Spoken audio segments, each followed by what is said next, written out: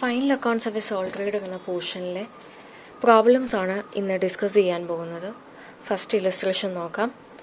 Following relate to the books of a trader as on 31 March 2018. കുറച്ച് account balances തന്നിട്ടുണ്ട്. Trading account prepare ചെയ്യാനാണ് ക്വസ്റ്റനിൽ പറഞ്ഞിരിക്കുന്നത്. Trading അക്കൗണ്ടിൻ്റെ പെർഫോമ നേരത്തെ നമ്മൾ ഡിസ്കസ് ചെയ്തതാണ്.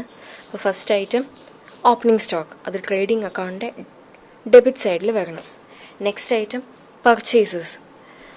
പർച്ചേസും ഡെബിറ്റ് സൈഡിലാണ് വരേണ്ടതെന്നറിയാം. പർച്ചേസ് റിട്ടേൺസ് 3000 തന്നിട്ടുണ്ട്, അത് പർച്ചേസസിൽ നിന്ന് ലെസ് ചെയ്ത് കാണിക്കണം. സെയിൽസ് റിട്ടേൺസും തന്നിട്ടുണ്ട്, അത് ട്രേഡിംഗ് അക്കൗണ്ടിൻ്റെ ക്രെഡിറ്റ് സൈഡിൽ കാണിക്കണം.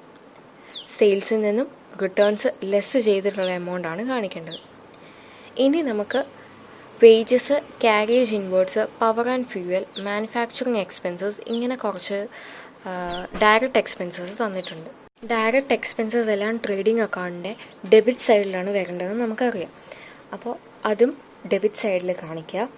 Last item closing stock credit side of trading അക്കൗണ്ടിലാണ് വരേണ്ടത്. അപ്പോൾ ട്രേഡിംഗ് അക്കൗണ്ടിൻ്റെ പെർഫോമ അറിയാമെന്നുണ്ടെങ്കിൽ ഈസി ആയിട്ട് ഇത് പ്രിപ്പയർ ചെയ്യാം. ട്രേഡിംഗ് അക്കൗണ്ടിൻ്റെ ഡെബിറ്റ് സൈഡിൽ ആദ്യം ഓപ്പണിംഗ് സ്റ്റോക്ക്, പിന്നെ പർച്ചേസസ്, അത് കഴിഞ്ഞ് ഡയറക്റ്റ് എക്സ്പെൻസസ്.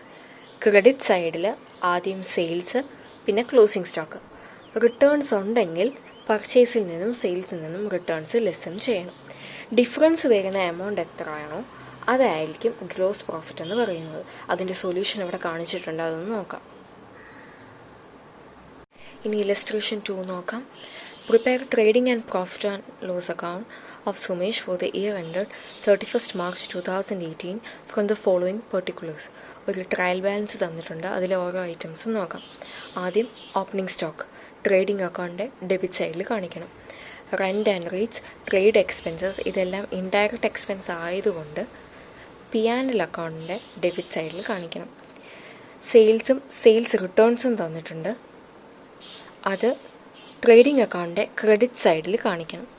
പർച്ചേസ് റിട്ടേൺസും തന്നിട്ടുണ്ട്, അത് ട്രേഡിംഗ് അക്കൗണ്ടിൻ്റെ ഡെബിറ്റ് സൈഡിൽ കാണിക്കണം. പർച്ചേസസിൽ നിന്നും സെയിൽസിൽ നിന്നും അതിൻ്റെ റിട്ടേൺസ് ലെസ് ചെയ്ത് വേണം കാണിക്കാനായിട്ട്. ക്യാരേജ് ഇൻവേർട്സും വേജസും തന്നിട്ടുണ്ട്, ഡയറക്റ്റ് എക്സ്പെൻസസ് ആയതുകൊണ്ട് ട്രേഡിംഗ് അക്കൗണ്ട് ഡെബിറ്റ് സൈഡിൽ കാണിക്കണം.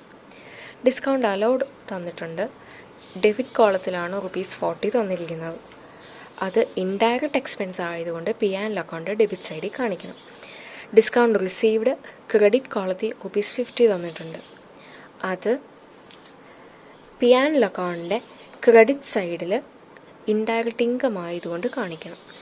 ഇനി നെക്സ്റ്റ് ഐറ്റം കമ്മീഷൻ.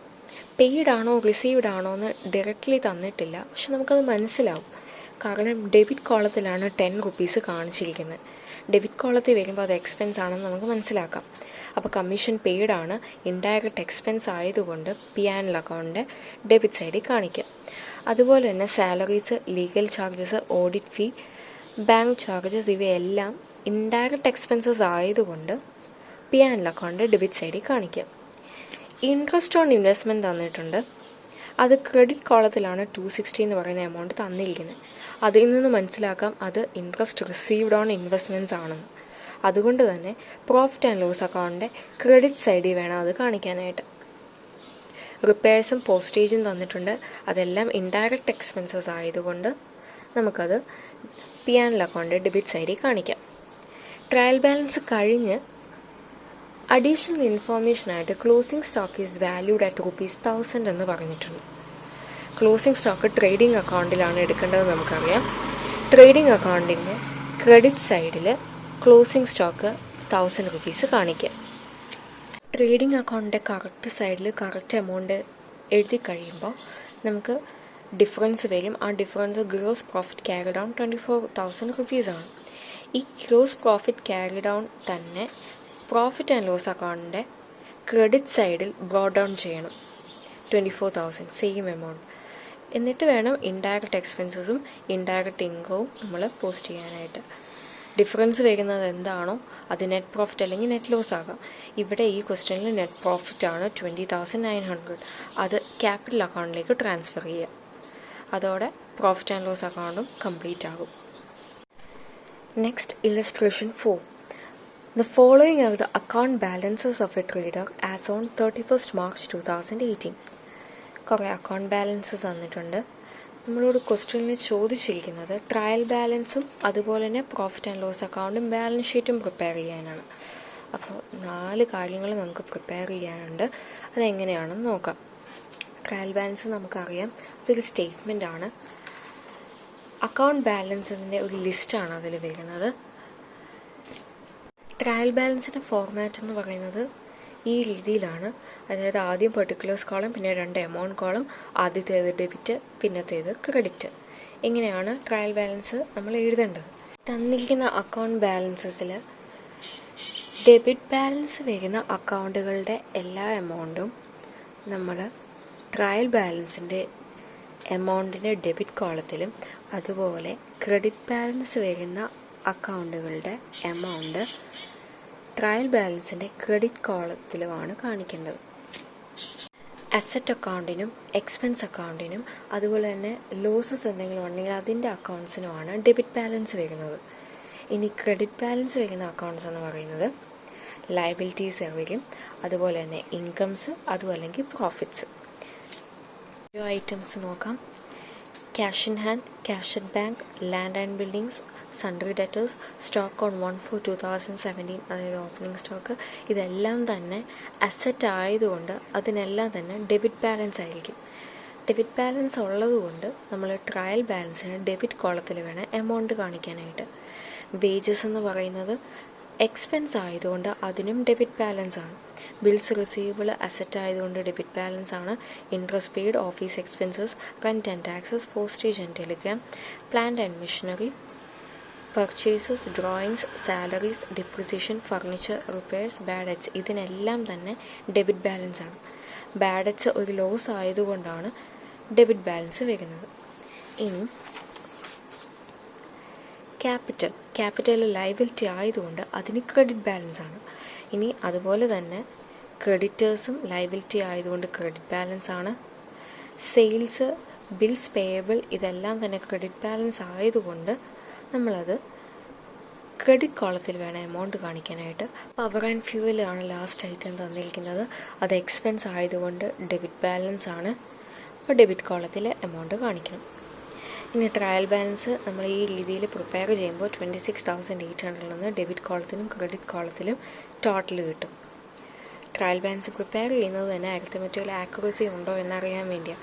അപ്പം ഇത് രണ്ടും ഈക്വലായിട്ട് നമുക്ക് എമൗണ്ട് കിട്ടണം. ഇനി trading and profit and loss account ഇതിൻ്റെ ബേസിസിൽ പെട്ടെന്ന് ചെയ്യാൻ പറ്റും. ആദ്യം നമുക്ക് തന്നിരിക്കുന്ന ക്യാപിറ്റൽ ലയബിലിറ്റി ആണ്. ഇപ്പോൾ ബാലൻസ് ഷീറ്റിൽ ലയബിലിറ്റി ആയിട്ട് കാണിക്കണം. Cash in hand, cash at bank എന്നൊക്കെ പറയുന്നത് അസറ്റാണ്. അതുകൊണ്ട് തന്നെ ബാലൻസ് ഷീറ്റിൽ അസറ്റായിട്ട് കാണിക്കണം. വേജസ് ട്രേഡിംഗ് അക്കൗണ്ടിൻ്റെ ഡെബിറ്റ് സൈഡിൽ കാണിക്കണം. Salaries, office expenses, rent and taxes, postage and Telegram, ഇതെല്ലാം ഇൻഡയറക്റ്റ് എക്സ്പെൻസ് ആയതുകൊണ്ട് P and L account debit സൈഡിൽ കാണിക്കണം. Power and fuel direct expense ആയതുകൊണ്ട് ട്രേഡിംഗ് അക്കൗണ്ട് ഡെബിറ്റ് സൈഡിൽ കാണിക്കണം. ഇൻട്രസ്റ്റ് എന്ന് പറഞ്ഞിട്ട് 200 ഡെബിറ്റ് കോളത്തിൽ തന്നിട്ടുണ്ട്. അത് നമുക്ക് എക്സ്പെൻസ് ആണ്. ഡിപ്രിസിയേഷനും റിപ്പയർസും ബാഡ് ഡെറ്റ്സും എല്ലാം നമുക്ക് P and L account debit സൈഡിലാണ് കാണിക്കേണ്ടത്. ഇനി സ്റ്റോക്ക് 1/4/2017 തന്നിട്ടുണ്ട്. അതായത് ഓപ്പണിംഗ് സ്റ്റോക്കാണ്. ഇത് ട്രേഡിംഗ് അക്കൗണ്ടിൻ്റെ ഡെബിറ്റ് സൈഡിലാണ് കാണിക്കേണ്ടത്. പർച്ചേസസും ട്രേഡിംഗ് അക്കൗണ്ടിൻ്റെ ഡെബിറ്റ് സൈഡിലാണ്. സെയിൽസ് ട്രേഡിംഗ് അക്കൗണ്ടിൻ്റെ ക്രെഡിറ്റ് സൈഡിൽ. ബിൽസ് റിസീവബിൾ അസറ്റാണ്. ബിൽസ് പേയബിൾ ലയബിലിറ്റി ആണ്. സൺട്രി ഡെറ്റേഴ്സ് അസറ്റാണ്. സൺട്രി ക്രെഡിറ്റേഴ്സ് ലയബിലിറ്റി ആണ്. Furniture, plant and machinery, land and buildings, ഇതെല്ലാം തന്നെ നമുക്ക് അസറ്റാണ്. അതുകൊണ്ട് ബാലൻസ് ഷീറ്റിൽ കാണിക്കണം. ഡ്രോയിങ്സ് തന്നിട്ടുണ്ട്.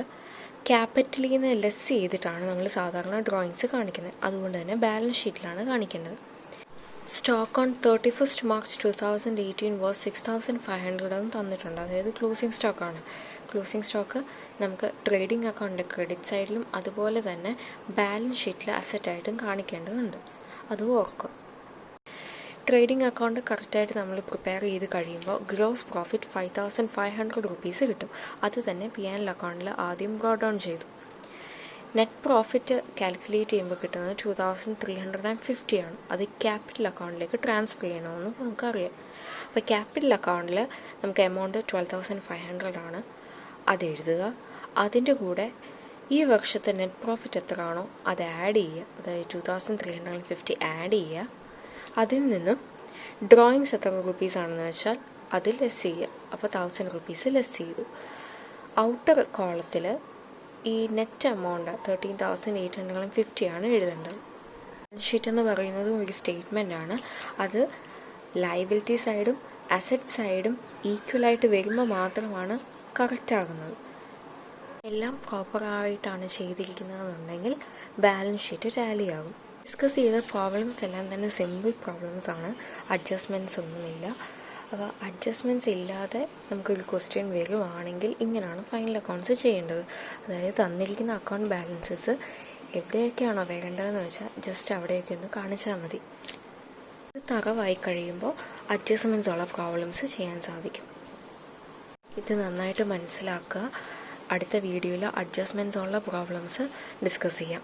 Thank you.